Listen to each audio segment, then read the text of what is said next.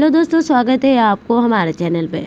Bhojpuri industry के power star Pawan Singh एक बार फिर विवादों में घिरे हुए हैं। इस बार आरोप लगाने वाली कोई नहीं, उनकी धर्म पत्नी ज्योति सिंह है। ज्योति सिंह ने सोशल मीडिया पर लाइव आकर ऐसे खुलासे किए जिन्होंने फैंस और मीडिया दोनों को हैरान कर दिया है। ज्योति सिंह का कहती है कि मैं गर्भवती हुई तो पवन सिंह खुश नहीं थे। वो मुझसे कहते थे कि अब भी बच्चा नहीं चाहिए। उन्होंने मुझे ऐसी दवाइयाँ दी जिससे मेरा गर्भपात हो जाए। मैं नहीं चाहती थी कि मेरा बच्चा मरे, पर उन्होंने बार बार दबाव बनाया।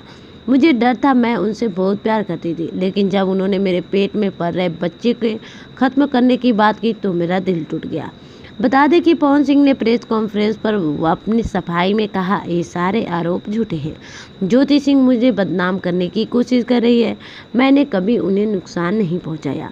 उन्होंने आगे कहा, वो कई बार घर छोड़कर चली जाती थी, मगर हर बार मैंने ही उन्हें वापस लाया। अब जब मैंने कानूनी रास्ता अपनाया है तो वो मेरे खिलाफ झूठी फैसला फैला रही है। एक तरफ लोग ज्योति सिंह के साथ सहानुभूति जता रहे हैं तो वही कुछ फैंस पवन सिंह का समर्थन कर रहे हैं। अगर ये सब सच है तो ज्योति सिंह अब तक चुप क्यों थी। दूसरे लोग कह रहे हैं कि हर बार विवाद में फंसना पवन सिंह की इमेज को खराब कर रहा है। अब सवाल यह है कि सच्चाई क्या है। क्या ज्योति सिंह का आरोप सही है या ये सिर्फ पब्लिसिटी स्टंट है?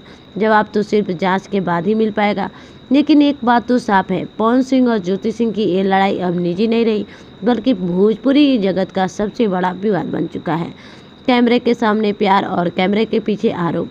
अब दर्शक इंतजार कर रहे हैं कि सच्चाई के सामने आने का